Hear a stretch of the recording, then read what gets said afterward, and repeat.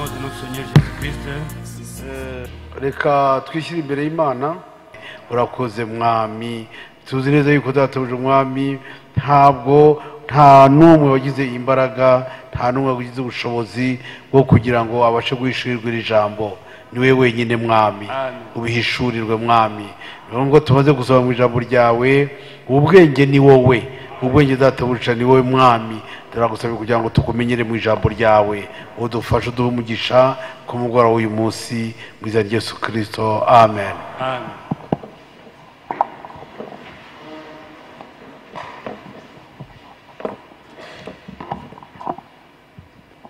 Reka mwene data turirimbishe, ariko niba hari abashyitsi bashobora guhaguruka. S'il y a des visiteurs, peuvent se tenir debout. Bon, reka baze kuturirimbisha. Laissez maintenant les frères venir nous conduire dans la louange. Mu gihe dutegereje umuvugabutumwa, En entendant les serviteurs, les prédicateurs du séjour.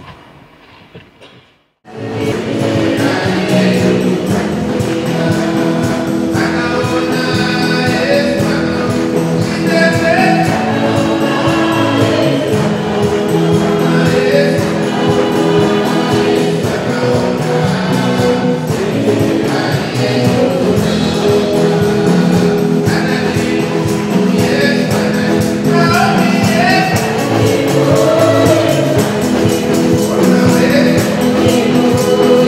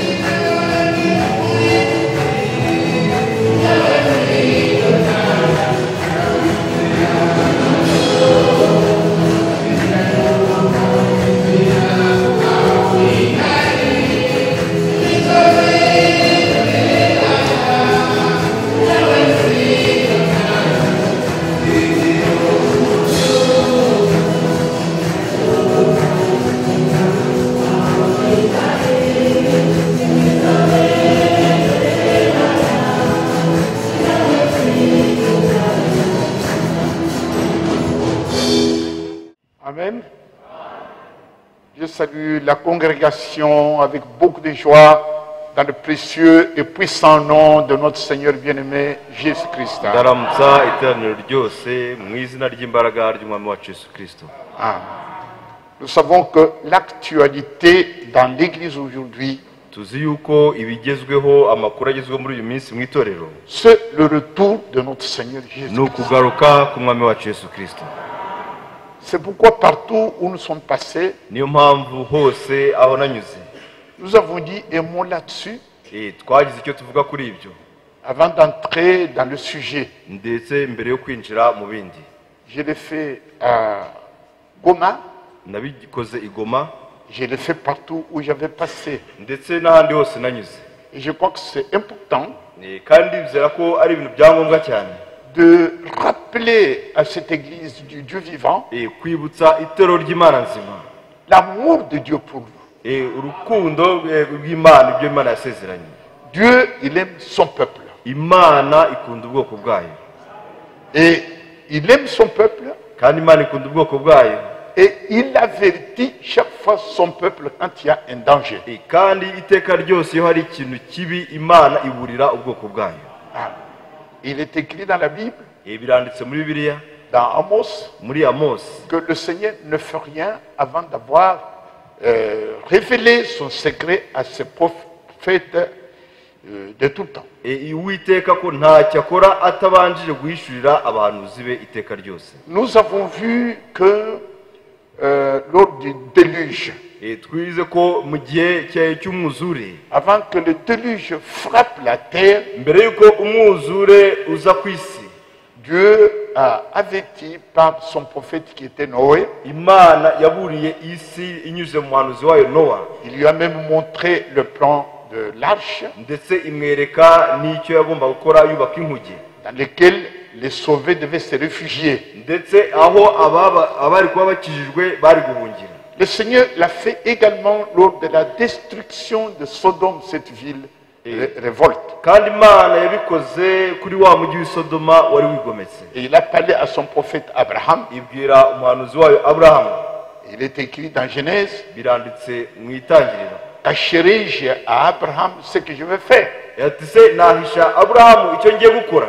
Abraham était au courant. Aburahamu yari abizi. Il a dû même demander des grâces pour son neveu qui était l'autre. ndetse yasabiye ubuntu ku Mana umwishywa we ari we Loti. Cela a continué, ibyo byarakomeje ndetse birakomeza jusqu'au moment de la catastrophe du peuple d'Israël, kugeza igihe habonetse ikiza cyagwira ubwoko bw'Isirayeli, lors de la destruction de Jérusalem igihe Yerusalemu yasenywaga par l'armée étrangère, l'armée romaine avec Titus. igasenywa n'ukuboko kwe guturutse hanze ya Isirayeli ariko kwa Titus w'Umuroma. Nous allons entrer par là. ibyo aho no turi bwinjire. ni mwebwe muri C'est ça son peuple. nibwo bwoko Alors bwayo. il dit à nous, nibyo tubwire si vous voulez connaître mon programme, ngo niba mushaka kumenya gahunda le zanjye, programme de l'achèvement de l'église, uko itorero rizarangira, regardez à Israël. murebe kuri Isirayeli. Amen. Amen. C'est pourquoi aujourd'hui, niyo mpamvu uyu munsi la sentinelle umurinzi et Word Frank, World nous ne Frank prêchons pas Branham, ntabwo abwiriza nous ne Branham, prêchons pas Frank, ntabwo tubwiriza mais Frank, nous prêchons Jésus-Christ. tubwiriza Yesu Kristo. Mais Jésus-Christ ariko Yesu Kristo a parlé par des hommes yavugiye mu bantu, et il nous fallait, non, byadusabaga umuntu, une véritable sentinelle umurinzi w'ukuri, pour nous rappeler kugira ngo atwibutse, que le grand signe atwibutse ikimenyetso qui gikomeye est donné à l'église aujourd'hui, cyahawe itorero uyu munsi, c'est Israël. ni Isirayeli. Amen. Amen. Comment? ni gute Regardez ce qui est arrivé murebe ibyabaye avec cette déclaration de M. Trump. ku byo Trump yari amaze kuvuga. Ça m'a toujours fait réfléchir. ibyo byatumye ntekereza cyane. Toutes les nations. amahanga yose, Et dans ces nations, il y a des chrétiens. kandi muri ayo mahanga yose harimo abakristo.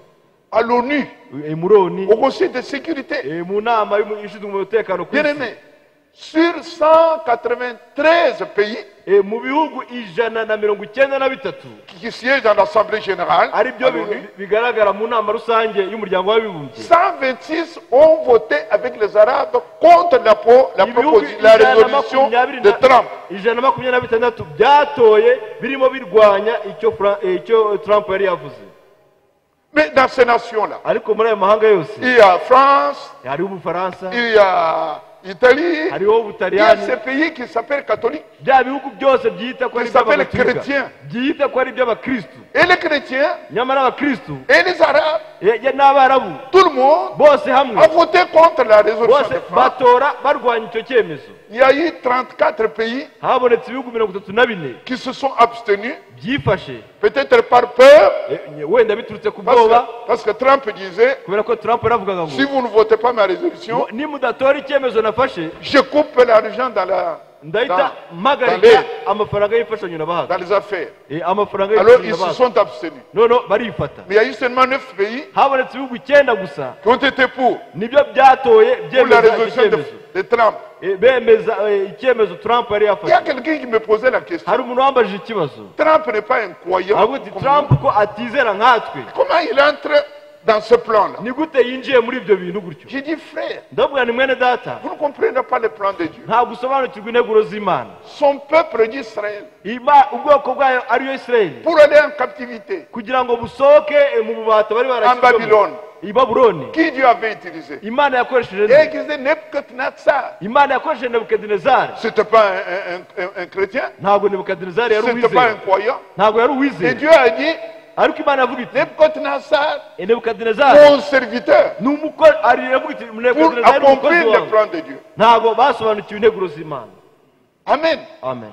Bien-aimés, bakundwa, pour chasser le peuple juif, kugira ngo birukane ubwoko bw'Abisirayeli, comme nous venons de voir, nk'uko tumaze kubibona, détruire Jérusalem, kugira ngo babasohore muri Yerusalemu, Dieu a utilisé quelqu'un, Imana hari uwo le yakoresheje. Titus là. yakoresheje Titus. Mais comment il l'appelle? none yamukoresheje gute? Hier, nous avions, avant-hier, j'ai vu quelqu'un qui parlait ici, ejo bundi twumvishe twavuze hano parlant de Cyrus, twumvishe bavuga kuri Cyrus, qui était un Perse. kuri Mais Kuro. Dieu l'a utilisé Imana en disant yamukoresheje mon serviteur. iravuga iti ni umugaragu wanjye. Qui Dieu peut manipuler l'appelle serviteur. Imana ishobora gukoresha umuntu uwo ari we wese. Hitler Hitler a été un serviteur de Dieu yabaye umukozi w'Imana pour faire le mal qu'il a fait. kugira ngo akore ibibi yakoze byose. C'est lui que Dieu a utilisé niwe Imana yakoresheje pour que le peuple prenne conscience qu'il faut rentrer dans sa kugira terre. ngo ubwoko bw'Isirayeli basubize umutima impembero bataha iwabo mu gihugu cy'iwabo. Aujourd'hui, uyu munsi Dieu utilise cet homme-là irakoresha uriya muntu, et il va faire une histoire extraordinaire. noneho azakora amateka adasanzwe. Depuis 1948, noneho uhereye mu 1948 vous savez qu'Israël a une vocation spéciale. tuzi ko Isirayeli ifite umuhamagaro udasanzwe. Bien que vous le sachiez, il faut que nous rappelions, nubwo musanzwe mubizi ariko bisaba ko tubyibutsa. nous aimons Israël twebwe nk'Isirayeli parce qu'il est dans la main de Dieu comme nous sommes dans la main de Dieu. dukunda Isirayeli kubera ko iri mu kiganza cy'Imana nk'uko natwe turi mu kiganza Amen. cy'Imana. Amen. Et ce pays-là, noneho icyo gihugu c'était un pays qui est né d'une manière ni extraordinaire. igihugu cyavutse mu buryo bw'ibitangaza. Nous voyons dans Ésaïe 68, turasoma muri Yesaya 66, Yesaya 66. regardez comment il est né. noneho murebe uko icyo gihugu Dieu cyavutse. lui-même a prévu la naissance d'Israël. Imana ubwayo yahanuye ukuvuka kwa Isirayeli. Nous lisons versets 7 et 8 turasoma ku murongo wa 7 n'uwa 8 du Ésaïe 66. muri Yesaya 66. C'est en plein jour. ati ku manywa y'ihangu. On n'a jamais vu ça. nta hantu byigeze bigaragara Le nawe. 14 mai ku itariki 14 1948, z'ukwa gatanu mu en 1948, plein jour, umunsi rwose Ben Gurion déclare ku manywa y'ihangu haboneka Israël est devenu un pays. Isirayeli ihinduka ihangu uwo munsi. Et cela a été comme ça. kandi nuko byagenze uwo munsi. C'était l'accomplissement d'une prophétie. kwari gusohora k'ubuhanuzi. Parce que Dieu pour Israël, nous avons écrit. kubera ko Imana izi Isirayeli kandi izi Et nous lisons, turasoma avant d'éprouver les douleurs, ati yabyaye atararamukwa. elle a enfanté. yabyaye atararamukwa. Avant que les souffrances lui vinssent, ibise bitaraza elle a donné naissance à un fils. abyara umwana w'umuhungu. Qui a jamais vu une chose pareille? ninde wigeze kumva ibimeze bityo? Qui a jamais vu rien de semblable? Ninde wigeze kubona ibisa bityo? Un pays peut-il naître en un jour? Mbese igihugu cyavuka umunsi umwe? Une nation est-elle enfantée d'un seul coup? Ishyanga ryabyarirwa icyarimwe? Or, à peine en travail, Sion a enfanté ses fils. Nyamara Isiyoni habyaye abana hakiramukwa. Amen. Comme il est né, Nkuko yavutse, et on nous montre maintenant noneho bakatwerekana none comment il est rentré uburyo dans sa terre. basubiye mu gihugu cyabo. Là, c'est plein de versets. Noneho aho ngaho hari imirongo myinshi cyane ivuga kuri ibyo. Je vous épargne De la lecture, ntabwo nabura kubisoma, mais je peux vous renvoyer nabiboherereza à cette lettre circulaire ni muri urwandiko ruzunguruka rwa de décembre 2016, rwo mu 2016 mu kwezi kwa 12, à la page 12. urupapuro rwa 12. Il y a une série de prophéties hariho ubuhanuzi bwinshi cyane où Dieu dit, aho Imana ivuga, je vous rassemblerai du milieu des peuples, ati nzabateranya mbavanya hagati y'ubwoko bwose, je vous recueillerai des pays où vous étiez dispersés, ati nzabavana mu bihugu ibyo mwatataniyemo, et je vous donnerai la terre d'Israël. nzabaha igihugu cya Isirayeli. Ça, c'est Dieu qui a dit dans la sainte parole. Ni Imana yari yabivuze muri iri jambo. Alors si Dieu parle, Niba ni Imana ivuze, nous sommes peuple, natwe ubwoko bwayo, nous sommes d'accord. natwe ibyo turabyemera. Mais pour montrer Noneho kugira ngo que twerekane les autres qui se disent chrétiens, kuri ba bandi bivuga ko ari abakristo, ils ne sont pas dans le plan de Dieu, yuko batari muri gahunda z'Imana, ils se sont opposés nuko babirwanya, à la décision bakarwanya de Dieu qui est pourtant dans la Bible. bakarwanya icyemezo cy'Imana kandi aricyo giturutse muri Bibiliya. Et cet homme, Uwo muntu le serviteur fidèle, uriya umugaragu wiringirwa kandi ukiranuka, Edward Frank, Edward Frank, il nous montre deux versets là, atwereka imirongo hano, il nous pointe akayitungaho deux versets dans la Bible imirongo ibiri muri qui Bibiliya sont accomplis en ce moment-ci. yasohoye icyo gihe, irimo gusohora muri iki gihe. Nous voyons dans Joël, j'ai dit seulement deux, il y en a beaucoup, nous voyons dans Hari Joël. nyinshi ariko reka nsome mike. Hari Yoweri, Joël au chapitre 3, Yoweri iki cya gatatu au verset 2, umurongo wa kabiri. j'attends que vous trouviez. Reka dengeze Joël tuhagere. 3, Yoweri iki cya gatatu verset 2. umurongo wa Mais kabiri. je lis la dernière phrase. Noneho ndasoma igice cyawo cya nyuma. Oui, il dit, Niyo bah, on peut commencer même plus haut. reka wenda duhere hejuru. Il dit, je rassemblerai toutes les nations ngo nzateranya amahanga yose, et je les ferai descendre dans la vallée de Josaphat. nyamanura mu gikombe cya Yehoshafati. Et là, Aho ngaho j'entrerai en jugement avec elle niho nzabaciraho urubanza au sujet de mon peuple d'Israël, bw'ubwoko bwanjye aribwo mwandu wanjye mon Isirayeli. héritage. Niwo mwandu wanjye. Le peuple d'Israël, c'est l'héritage de l'Éternel. Ubwoko bw'Isirayeli niwo mwandu w'Uwiteka. Mon héritage qu'ils ont dispersé parmi les nations. abo batatanije mu mahanga, Écoutez, et au sujet de mon pays, qu'ils se sont partagés. no kubw'igihugu cyanjye icyo bigabagabanyije. Il fallait un homme. Baza biyandikiye izina. Il fallait un homme établi par Dieu Byasaba umuntu watoranijwe n'Imana pour nous montrer que kugira ngo yerekane le pays qui est partagé, igihugu bigabanyije nous le savons, c'est Israël. ari Isirayeli. Aujourd'hui, tout le monde, même à l'ONU, Ndetse no kwereka abantu bose, ndetse no mu muryango on w'abibumbye, parle de Israël d'un côté, Palestine de l'autre, bavuga Isirayeli uruhande rumwe, bakavuga na Palestina ku rundi ruhande, deux États. bakavuga ko ari ibihugu bibiri Dieu ne peut bitandukanye. pas accepter cela. Imana ntishobora kwemera ibyo ngibyo. Dieu a dit, mon peuple qu'ils ont partagé, Imana iravuga iti igihugu cyanjye bigabanije, j'entrerai en conflit avec eux. ati icyo gihe nzahangana nabo. Et cette prophétie Noneho ubwo buhanuzi est accomplie aujourd'hui. burasohora uyu munsi.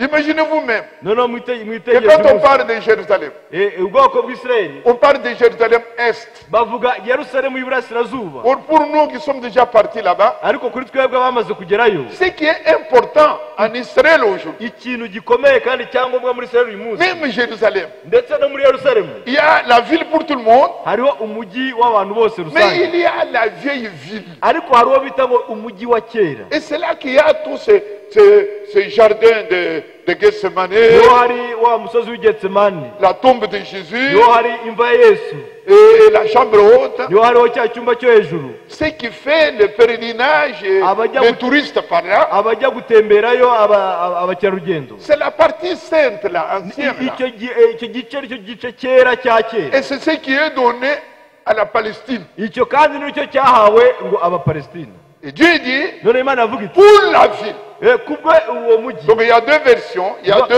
deux sujets. hariho ibintu bibiri ku byerekeye uwo murwa, Concernant les pays ku byerekeye igihugu, qu'ils ont divisés, ku bw'igihugu baciyemo ibice ils ont byinshi. donné une partie aux Arabes, igipande bajya Abarabu, une partie à Israël. ikindi gipande bajya Dieu Isirayeli. dit, j'entrerai en jugement. Imana iravuga ngo icyo gihe nzaza njye muri icyo Maintenant, au kibazo. sujet de Jérusalem. noneho ku byerekeye Yerusalemu, Alors, Zacharie.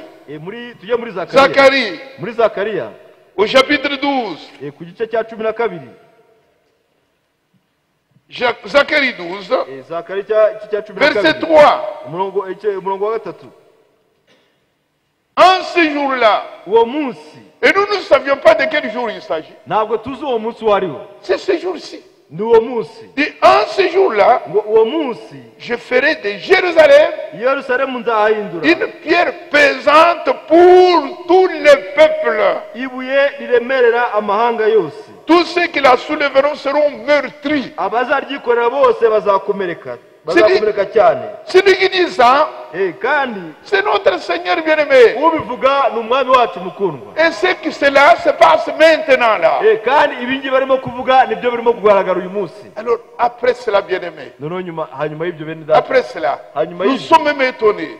natwe turatangara. J'ai dit que c'est une actualité. ndavuga ko ari amakuru agezweho, Parce qu'Israël kubera ko muri Isirayeli, est devenu indépendant, Isirayeli cyabaye igihugu comme nous cyigenga avons vu, nk'uko twabibonye en 1948. mu 1948. Mais en 1995, ariko mu 1995, le Sénat américain 1995, sena y'abanyamerika fait une résolution bafashe umwanzuro où il reconnaît aho bemera Jérusalem Yerusalemu comme étant la capitale d'Israël. nkaho ariyo umurwa mukuru wa Isirayeli. Je répète, ndabisubiramo, depuis 1948, uhereye mu 1948, l'indépendance d'Israël igihe Isirayeli yabonaga est acceptée ubwigenge, par tout le monde. ntabwo bose babyemeraga uwo munsi. Mais la ville de Jérusalem ariko umujyi wa Yerusalemu avait un statut international. wari ufite statu igenga iri mpuzamahanga ireba amahanga yose. C'est pour cela que quand vous allez là, niyo mpamvu iyo ugiyeyo il y a des propriétés catholiques,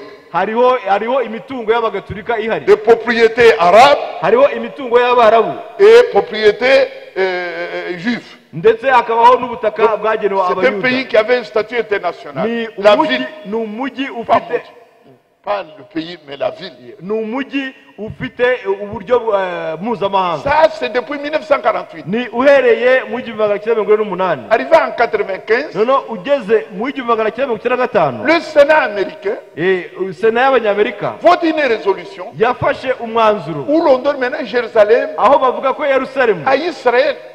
ihabwa Isirayeli. Alors tous les 6 mois, noneho buri mezi atandatu chaque président buri perezida w'Amerika revalorisait cette résolution-là. yagendaga areba icyo cyemezo cyafashwe, Mais il ne mettait pas en pratique.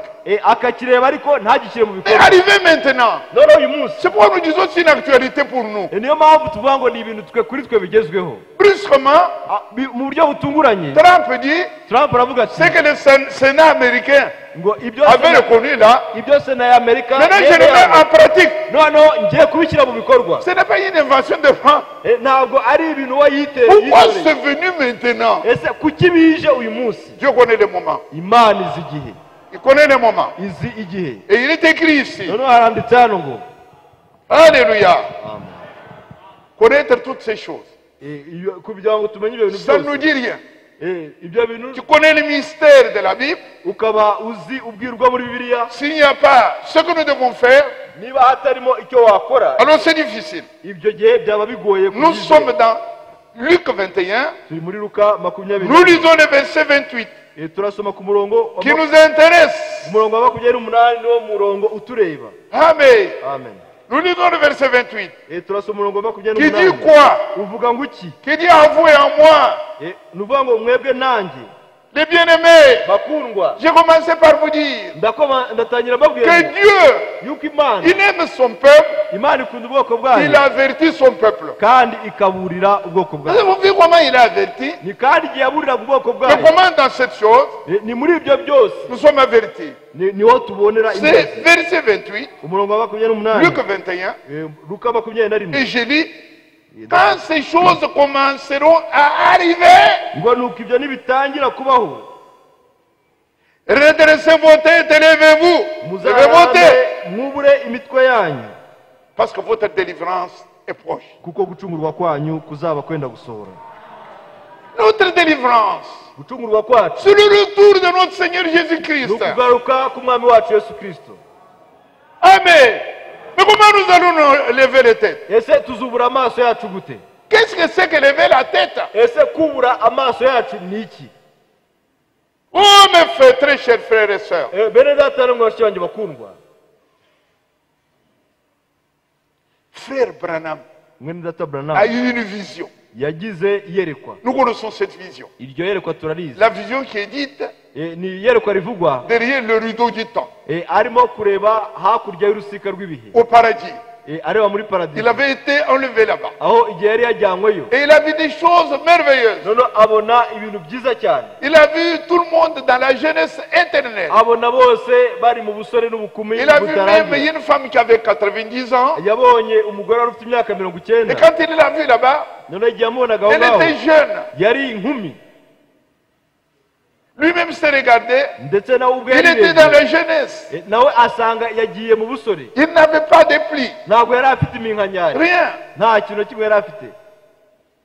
Et comme il voulait rester là, Kandi nk'uko yashaka kwigumira aho ngaho, la voix lui a dit, ijwi riramubwira riti, rentrez d'abord. ngo banza usubireyo. Ici Hano ne viendra hazaza que gusa l'amour parfait. urukundo rwuzuye, Ici hano ne viendra pas la connaissance parfaite. ntabwo hazaza ubumenyi bwuzuye. Là-bas, Hariya il n'y aura que l'amour ni parfait. urukundo rwuzuye nirwo ruzinjiramo, C'est de l'amour parfait ni urukundo rwuzuye que je voudrais parler à ce peuple, nirwo nshaka kubwira ubu au bwoko, peuple de Dieu. ubwoko À mes bw'Imana. très chers frères et sœurs, Bene data namwe bashiki banjye bakundwa, bientôt Jésus-Christ vient. vuba Il ne nous Yesu araje. demandera pas la connaissance. Ntabwo azaza gutwara ubumenyi Tout ce n'ubwenge. que j'ai dit Ibyo navuze sur byose Israël, kuri Isirayeli c'est vraiment pour dire, ni ibintu byiza rwose, le temps est là. ni igihe Et qu'est-ce kirageze. que nous devons faire? Ariko tugomba gukora Et iki? quand vous verrez ces choses, Nimubona ibyo levez byose la tête. muzubure Mais qu'est-ce que amaso c'est que yanyu. lever la tête? Ese kubura amaso bivuze iki? Lever la tête, Kubura amaso c'est revenir ni ukugaruka à l'amour parfait. kuri rwa rukundo rwuzuye. Amen. Amen. Alors j'ai dit quelque chose Noneho hari ikintu mvuga de ce que j'appelle l'amour parfait. ku byo nita urukundo rwuzuye. La parole de Dieu Ijambo ry'Imana dit ceci riravuga riti dans Exode. mu kuva. Je vous demande de vous lever une minute. Ndabasaba guhaguruka umunota. Levez-vous et nous lisons ça. Mwe muhagurutse tuvuge ibyo. Exode, Ukuva. Exode 20, Kuva 20.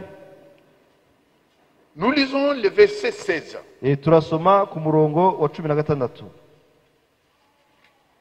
Voilà quelque chose de l'amour parfait. Ni ikintu Comment nous pouvons cy'urukundo, lever la tête? urukundo rwuzuye n'uburyo dushobora kubura Il est écrit, amaso yacu. Aravuga ati, Tu ne porteras point le faux témoignage contre ton prochain. aravuga ati ntuzashinje mwene so ibinyoma. Amen. Amen. Je relis encore. Tu Ndongera ne mbisome. porteras pas de faux témoignage contre ton prochain. Ngo ntugashinje mwene so ibinyoma. Veuillez vous asseoir. Mushobora kwicara. Cette chose Iki est à notre portée. nicyo kiri imbere yacu. C'est de cette façon-là Ubwo buryo que nous pouvons lever la tête. nibwo buryo dushobora kubura amaso Jésus-Christ yacu est à la porte. igihe Yesu arigeze ku muryango. Bien-aimé, Bakundwa, frère Branham a dit, Mwenata Branham yaravuze ati, tuer quelqu'un, kwica umuntu ce n'est pas seulement prendre un revolver ntabwo ari ugufata imbunda et faire sauter la cervelle. noneho ngo umuturitse umutwe. Mais dire Ariko kuvuga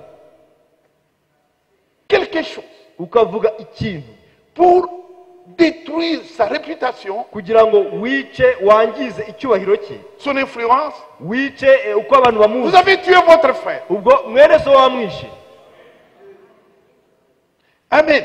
Amen. Et nous pouvons lire ça. Ibyo dushobora Ce kubisoma, n'est pas seulement Branham, ntabwo ari Branham gusa, c'est Dieu qui l'a dit. ahubwo n'Imana yabivuze. Regardez dans Proverbe, Murebe mu migani, Proverbe 22, imigani 22 verset 1. umurongo wa mbere.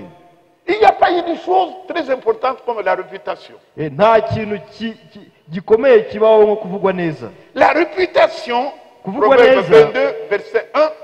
Imigani 22 umurongo wa mbere. La réputation est préférable à de grandes richesses. Kuvugwa neza biruta ubutunzi bwinshi. Amen. Amen. Regardez Ecclésiaste, Nono murebe mu migani, au chapitre 7, ku gice cya 7 au verset 1. umurongo wa mbere. Ecclésiaste 7, 1. Umubwiriza igice cya 7 Une bonne réputation vaut mieux que le bon parfum. ngo kuvugwa neza kuruta amavuta atamye y'igiciro cyinshi. Amen. Amen. Dieu tient à la réputation. Imana icyo kintu igikomeyeho cyane. C'est pourquoi, Niyo mpamvu dans l'église du Dieu mu vivant, itorero ry'Imana nzima il est exigé ahategetswe qu'on ne dise rien yuko nta kivugwa qui entame l'honneur de quelqu'un. gishobora kwangiza icyubahiro cy'umuntu. C'est ça quand il dit lever la tête. Aho niho birivuga ngo mwubure amaso yanyu. Jésus-Christ est à la porte. Yesu Kristo ari ku muryango. Comment nous pouvons nous préparer? Ese Nous twakwitegura avons déjà été baptisés au nom de Jésus-Christ. twamaze kubatizwa mu izina rya Yesu Kristo. Nous suivons, nous prenons la Sainte Seine. Dukurikiza gahunda tukajya ku Nous meza avons y'Imana. toutes ces choses-là. Ibyo byose turabizi. Mais le prochain, Ariko mugenzi c'est le plus wawe grand commandement. ntabwo bikiri itegeko gusa. Moïse a écrit tout l'Ancien Testament. Mose yanditse isezerano rya kera C'est ryose. lui l'écrivain principal. niwe mwanditsi mukuru Mais muri ibyo l'écrivain byose. principal du Nouveau Testament, Ariko umwanditsi mukuru muri isezerano rishya c'est Paul. ni Pawulo. Et quand il résume toute cette Bible, Kandi Pawulo byose abishyira hamwe, il dit tout ce qui est écrit là-dedans kandi byose akabyandikaho, se résume en une parole. none akabishyira mu ijambo rimwe Tu aimeras ton prochain comme toi-même. ngo ukunde mugenzi wawe nk'uko wikunda. C'est ce qui est écrit Ibyo niyo byanditse dans Romains mu Baroma au chapitre 13, igice cya 13 au verset 9. umurongo wa 9. Jésus-Christ lui-même, Yesu Kristo we ubwe on lui demande. baramubajije Non, bati, même l'Ancien Testament. no mu isezerano rya kera Ça, c'était Paul. bati dore Mais l'Ancien Testament, no mu isezerano rya kera comment il parle? baramubaza bati Dans Luc au chapitre 10, muri Luka cya 10 nous voyons ici le docteur de la loi. tubona abigisha b'amategeko On lui, il pose la question au Seigneur, noneho babaza ikibazo umwami, comment je peux faire baravuga bati ni gute pour nagenza avoir la vie éternelle? kugira ngo mbashe kubona ubugingo buhoraho. Je lis rapidement, c'est Luc 10. Ni Luka igice cya 10, Luc 10, Luka igice cya 10 au verset 25. umurongo wa 25. Nous revenons toujours à ça. Ibyo bitubigarukaho iteka 25. ryose. Umurongo wa Un 25. docteur de la loi, c'est pas n'importe qui.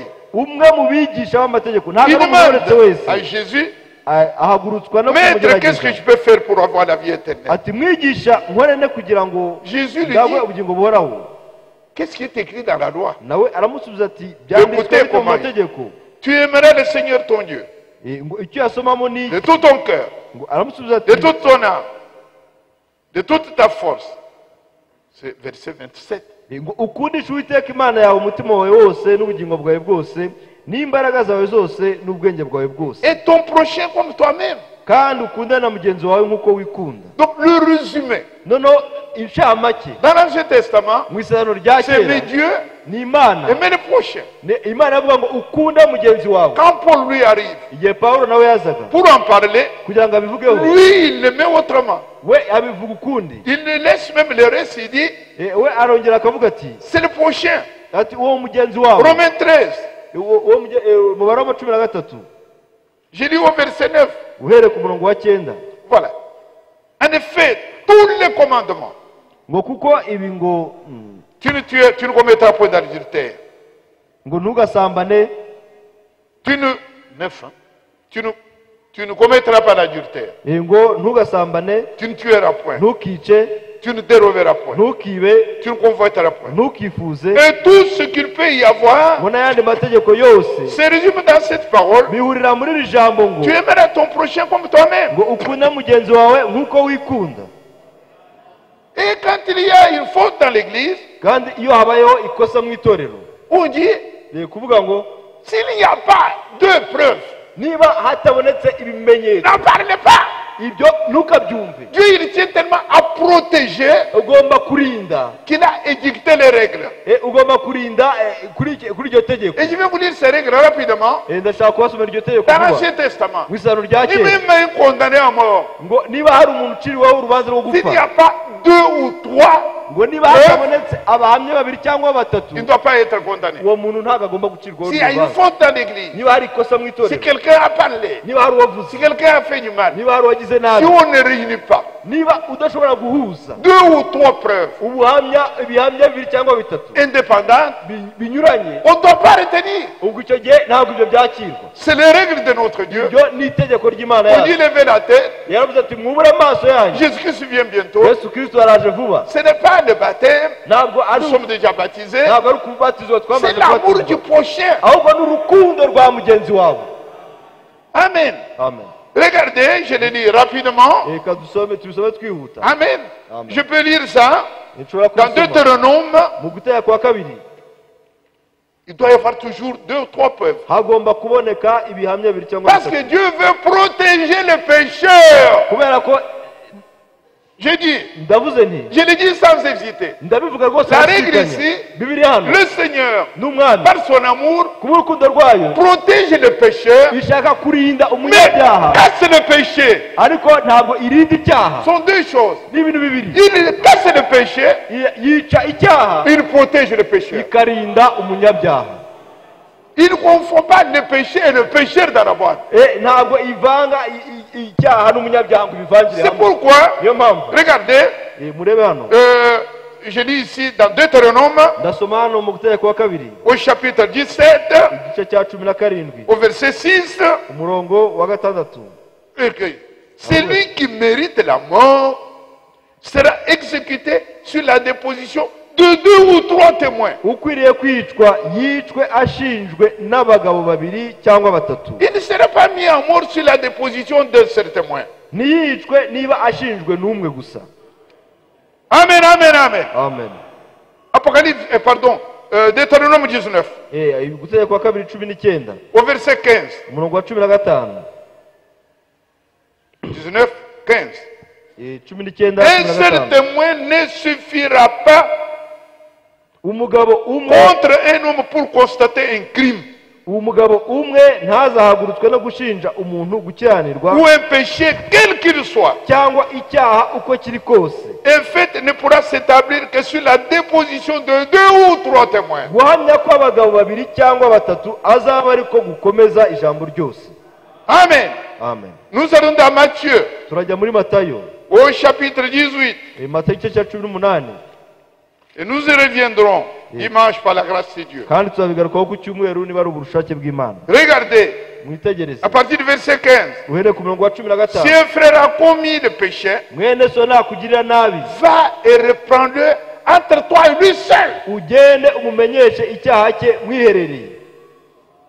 Ne faut pas parler à quelqu'un. ntabwo ari ukujya kubibwira abandi bantu bose, Ce n'est pas une affaire de pasteur, ntabwo ari ibintu bireba abashumba ni un diable. cyangwa C'est abadiyakoni. toi qui as vu. ni wowe wabibonye, Tu vas amener ton frère. ni wowe ujya kugarura mwene so. S'il t'écoute, nakumva ça va. bizaba ari S'il ne byiza, t'écoute pas, on natakumva revient à la règle. noneho dusubira kuri Où il n'y a que tegeko. 2 ou 3. nino ahandi hari abahamya babiri cyangwa batatu. C'est ce que nous lisons là, nibyo dusoma hano au verset 16. umurongo wa Mais 16. s'il ne t'écoute pas, ariko natakumvira prends avec toi 1 ou 2 personnes, umuteze undi cyangwa babiri, afin que toute affaire se règle sur la déclaration de 2 ou 3 témoins. ngo ijambo ryose rikomerere mu kanwa k'abagabo babiri cyangwa batatu. Ça, c'est pour éviter que ibyo ni ukwirinda ko chacun parle de chacun. buri wese avuga kuri buri No. wundi. Amen. Tu ne porteras pas les faux témoignages. ntabwo uzatanga ubuhamya bubi. Même quand quelque chose est établi, kandi ibyashyizweho mu Dieu itorero veut qu'il y ait 2 ou 3 témoins hagomba kuboneka abagabo babiri cyangwa batatu indépendants. banyuranye, Voilà pourquoi, mes batagambanye. bien-aimés, ni nayo mpamvu bakundwa, parce que notre bouche, niyo mpamvu umunwa wacu c'est une chose très grave. ni ikintu gikomeye cyane. Et nous pouvons le voir. ni nabyo turimo Dans la kureba parole de Dieu, mu ijambo ry'Imana. c'est dans dans Proverbe, mu migani on dit, mu migani au aravuga Proverbe 21, Et non, mi- s'il vous plaît, non, je vais arrêter en vous disant ceci. ndahagarika Frère mbabwira Branham, mwene Branham cet homme de Dieu, umuntu w'Imana nous le rappelons bien aimé. turabyibuka mwene data Il avait sur son bureau, yari afite ku meza ye il avait 3 singes, yari afite udukima 3 dutatu statuettes. yari afite udukima dutatu L'un qui faisait ceci, qui fermait les yeux, kamwe kari kipfutse mu maso gutya l'autre qui fermait les oreilles, akandi gapfutse amatwi gutya et l'autre la bouche. n'akandi gapfutse umunwa Pourquoi? kubera iki Il disait yaravugaga ati que mes yeux, Seigneur, ngo amaso yanjye ne me mwana montrent pas le péché de mon frère. ye kunyereka ibyaha bya mwene data Nous sommes le peuple de Dieu. turi ubwoko bw'Imana Dieu fait beaucoup de choses ici. nk'uko abantu benshi Il n'y a babivuga pas un autre peuple. nta bundi bwoko buhari En usibye dehors d'Israël, kandi muri voici Isirayeli le peuple de Dieu. hanze ya Isirayeli ubu ni bwo bwoko Et bw'Imana là, Dieu a versé son sang. none igihe Imana yamenaga amaraso Il yayo travaille. irakora Alors il dit, iravuga iti il avait ce singe-là pour dire, yarekeye aravuga ati mes yeux amaso ne vont yanjye pas voir le mal de mon frère. ntabwo akwiriye kubona ibibi bya Il y a mwene beaucoup de data choses que Dieu fait hari ibintu byinshi Imana ikora que je vois avec les yeux. ibyo ngomba kureba Mais pour le mal de mon frère, ariko ku bibi bya mwene data fermez les yeux. rwose umfunga amaso C'est qu'on dit de mon frère. ibibi bivugwa kuri Non, mwene data ne oya me dites pas le we mal que mon frère kubimbwira a ibibi fait. bya mwene data Dites-moi le bien que Dieu a fait. uvuge ibyiza Imana yakoze Alors je ferme mes oreilles. noneho mfunga Je amatwi ne peux yanjye pas écouter me raconter les choses, les ntabwo fautes de nshaka mon kumva frère. abambarira inkuru z'ibibi bya mwene data Et pour la bouche, noneho n'umunwa Seigneur aide-moi. mwami mfasha Que ma bouche umunwa ne wanjye dise pas du mal de mon we frère. kuvuga ibibi bya mwene data Si nous faisons ça, nidugira dutyo parce que là, kubera ko ne hariya viendra que l'amour parfait. hazinjiramo urukundo rwuzuye Et si l'amour kandi urukundo n'est pas déjà au milieu de nous, niba rutari hagati yacu nous qui hano, sommes le corps du Christ, twebwe ari utwo mubiri wa kristo qu'est-ce que Dieu a fait? none urukundo warubonaye hano imana yaba yarakoze iki Jésus-Christ a versé son sang yesu kristo yamennye amaraso ye pour sanctifier cette église. kugira ngo yeze rino torero Et lui, kandi we ce qu'il veut, icyo ashaka c'est que nous lui parlions ni uko de tumuganiriza son travail qui est réussi au milieu de nous. tukamuganiriza umurimo mwiza yakoze Il ne voit pas de mal. ntabwo abona ibibi Amen. amen Il avait dit à Balaam, yabwiye aburahamu dans Nombre 24, mu kubara makumyabiri na Dieu ne kane voit pas l'iniquité en chacun. ngo imana ntabwo yigeze ibona ibibi muri Alors qu'on lui yakobo montrait nyamara barabimwerekaga les égarements berekana de ce groupe-là, uburyo ubwo Mais bwoko lui, bwazimiye lui voit le travail. we iravuga iti ngende ndeba umurimo mwiza Dieu nous aime, imana nous idufashe sommes son peuple, turi ubwoko et bwayo bientôt il va venir nous chercher. kandi vuba araje vuba Et il dit, aravuga ati quand vous voyez tout ça, nimubona ibyo oh, byose Trump a parlé, mukumva bavuze hariya oh, frère Franck nous a dit, ngo trump yavuze ngo Voici Dr. Frank Israel. yatubwiye ngo dore isirayeli c'est un signe ni ikimenyetso que bientôt, yuko vuba Jésus-Christ vient. yesu kristo Et araje s'il vient, niba aje qu'est-ce qu'il va demander à moi? yansabye iki ngewe Quelle est la quantité? Comment tu as aimé ton frère? azambaza ati ese ni gute Parce wakunze que tu mwene ne se peux pas aimer Dieu que tu ne vois pas, ntabwo ushobora gukunda imana utabona alors que tu es le frère mu gihe wanga mwene so que tu vois. uwo ureba Voilà le message que je voulais vous apporter aujourd'hui. nibwo butumwa nashaka kubazanira uyu munsi Tu ne porteras pas le faux témoignage Ngo ntuga- contre ton prochain. ntugashinje ibinyoma mwene so C'est de cette manière-là nicyo ngicyo que nous allons préparer ni aho ngaho duhera le twitegura retour de Jésus-Christ. twitegura Que ukuza kwa le kristo Seigneur vous bénisse. umwami abaho umugisha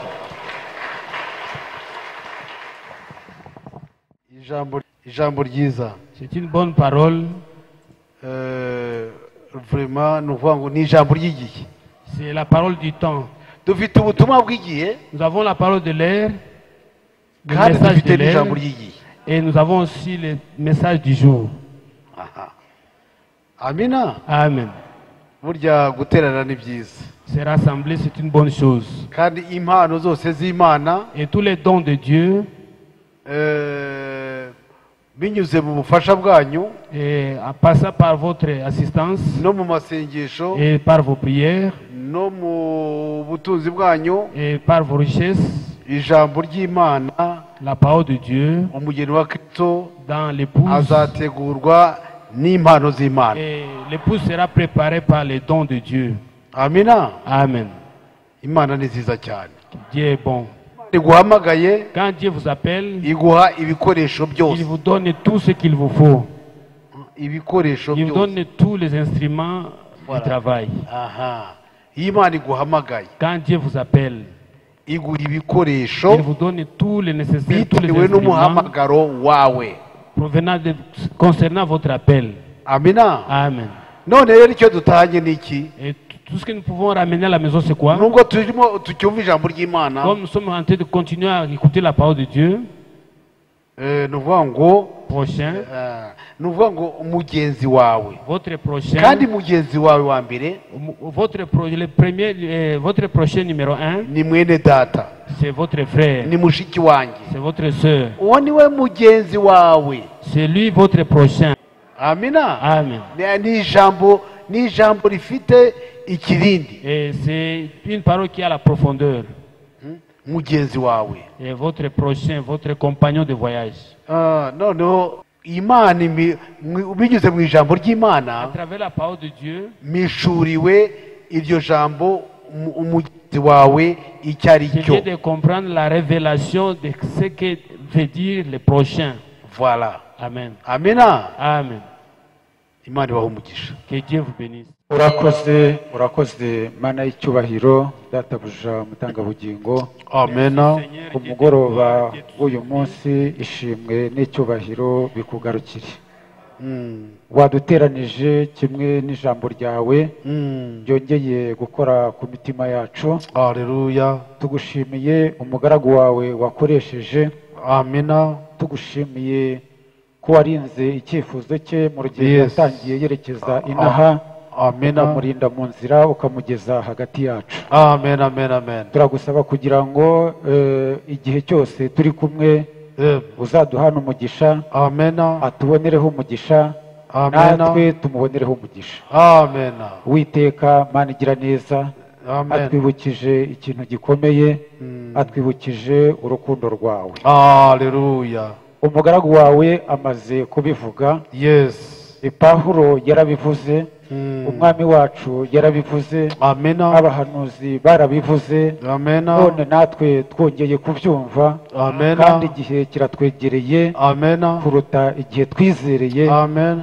rya jambo Pawulo yavuze ridusohoreyeho Yes. igihe kiratwegereye kuruta Amena. igihe twizereye amena none ushimwe ku mugoroba munsi kubera ko wongeye gukangurira imitima yacu Amena. kwibuka urukundo rwawe twebwe ntabwo twakwishoboza yes ntabwo twabasha kurinda imitima yacu amena itarinzwe n'akaboko kawe amen ntabwo twabasha kurinda indimi zacu zitarinzwe n'akaboko kawe amen ntabwo twabasha kurinda amaso yacu atarinzwe n'imbaraga zawe amena ibyo byose turagusaba kugira ngo ukomeze kudushoboza amen witeka mana igira neza tugushimiye umugoroba mwiza waduhaye wera kandi ukiranuka tukivugira imbere yawe hari mwene data na mushiki wacu bahagaze imbere yacu amena kubwo gushimira no kudusabira umugisha amena no kuvuga ibyiza wabakoreye yego ni ukuri wakire iryo shimwe amen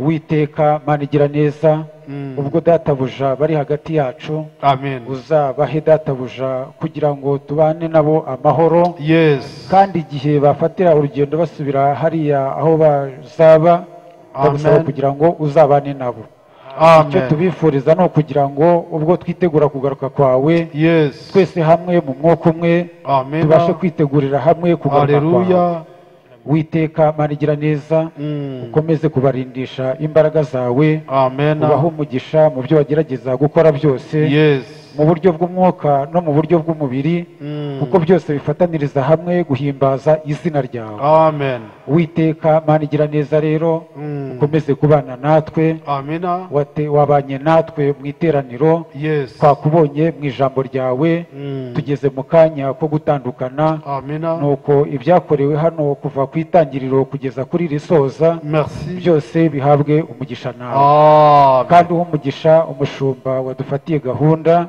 ukomeze kumwuzuza imbaraga zawe muri iyi minsi ya nyuma muri uku kwitegura kugaruka kwawe amena turagusaba kugira ngo ukomeze kumutwuzuriza imbaraga kugira ngo tumubonereho umugisha nawe atubonereho umugisha amen ubwo tugiye kugenda ujyane na buri wese nutwemerera kongera kugaruka hano nanone kubwo guteranira imbere yawe no guhimbaza izina ryawe tuzakomeza tubigushimire mu izina rikuru ry'umwami wacu Yesu Kristo bidushima. Amen. Amen. Amen. Amen. Cyumweru À dimanche, amahoro ya Kristo ajyana buri que wese. la paix du Seigneur va avec tout le monde. igihe kirageze twitegure gutaha, igihe kirageze twitegure gutaha, igihe kirageze twitegure gutaha, igihe kirageze twitegure gutaha, abihana n'imihande turi hafi gutaha, igihe kirageze